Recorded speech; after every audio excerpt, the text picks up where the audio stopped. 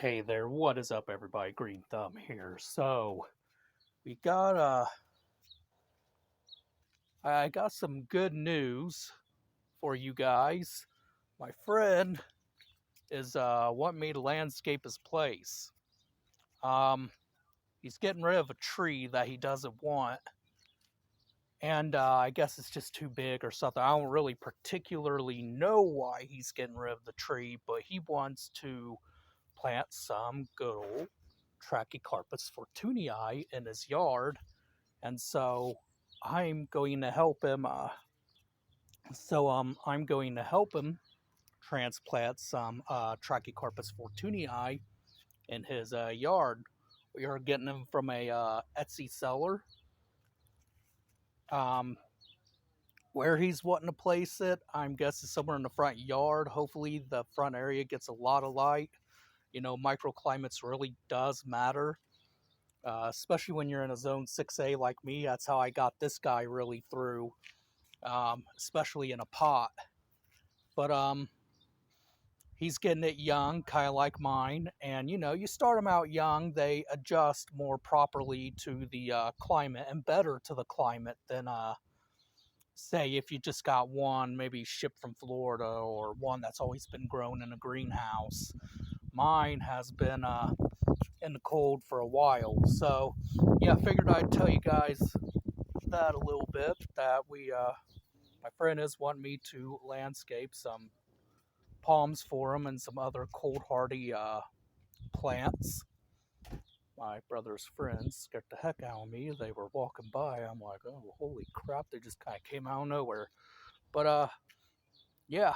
So, he might have to protect it a little bit if we get some Arctic blast. The pot did freeze a bit during the winter, but it did seem to really harm it any, to be honest. So, even though I wouldn't recommend doing that, and our ground doesn't freeze as hard as it used to. So yeah.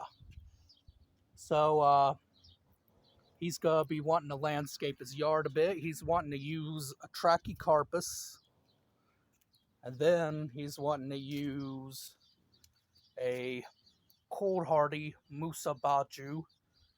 So yeah, he's wanting to use some gold uh sorry, good cold hardy plants. Um if he wanted to, he could try some canna lilies if he wanted to. Calla lilies and canna lilies, whatever he wants to do. Um, oh look, oh I thought that was that's a burnt leaf. I thought that was a flower spike starting to come up, but nope, I got fooled. So yeah, that'll be cool. That will, I wouldn't say it would be the first Trachycarpus grown in Muncie, Indiana. I would say, however, that would be the first one planted in the ground here in Muncie, Indiana. I think mine is the first one to really experience cold weather and be out here all year round. The first Trachy was actually at my local greenhouse, and there's three of them. And yeah, so they were grown here first, probably before our weather was good enough to plant some palms like them. Um, and then I got some other news for you guys. I created this little flower bed here. Um, yeah, I did put some tropicals in it. There will be even more as time comes. But yeah, and then the Dracena marginata red star. Normally, I wouldn't put this guy in the ground, but I recently found out that you can put him in the ground and dig him up every year, and they're kind of like an annual that way, if you will. But normally I just let it grow in a pot, let it get nice and big. But I mean, if I could really save space, why not? And it'll give a nice little tropical tree-like effect here, and it'll look really nice. It'll get big. It might even boost its growth. I did water it in, even though it looks like we might get rain, but I think it's just going to be cloudy. And the reason why I watered it in is because, and the whole reason why I put it in the ground in the first place is, really it was looking poor. The trunk was kind of shriveling up, the roots is kind of shriveling up, and the soil, whenever I brought the soil out, it was like root bound, so root bound. I don't really have the soil to like repot it yet, and I don't have the fresh soil or anything to really revive that soil. And since it was root bound, I also don't have a big enough pot yet. So, you know what? Maybe just planting it in the ground and keeping it kind of like a annual and digging it up every year might be the best bet for it. But it should look nice here. I seen them in Kings Island where they were just taking full-fledged direct sunlight, and they seem to be good. And you know, it makes sense because they get pretty tall as trees. But yeah, this is just kind of a wild flower bed, if you will. It's just kind of anything really goes here. I just kind of planted some randoms. And maybe that's better. To me, it kind of looks better. It looks more wild, if you will. But, so yeah, there'll be a lot more to this bed soon. But yeah, that's just a few updates. If you guys want me to go into everything that's in here, let me know, and I will. But yeah, I figured I'd tell you guys about that. That my friends want me to do some landscaping, whether or not it happens or not.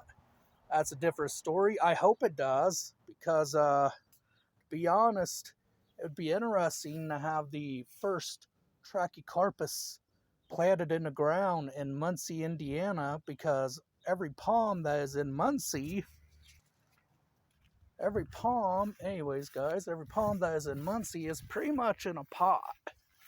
See, look at that iris flower. Well, I was talking about that gives a nice little tropical look effect. Anyways, but yeah, it would be quite interesting. Like I said, my friend might have to protect it a bit, but I mean, it shouldn't be too bad. I mean, mine went all year without protection. The only protection I really gave is when we had a hard freeze. But I mean, yeah, it'll be exciting. It'll be the first Trachycarpus planted in the ground in Muncie, Indiana. And who knows, maybe if my friend gets spotted with that and I get done doing his landscaping and it actually grows, it grows really well and really nice, maybe people might start planting more Trachycarpy. Trachycarpy. Your new nickname now is Trachycarpy. No, Trachycarpus fortunii. But yeah, maybe more people will want to plant more Trachycarpus, and that will be honestly kind of exciting. So yeah, hopefully that happens, guys. Otherwise than that, have a good rest of the day.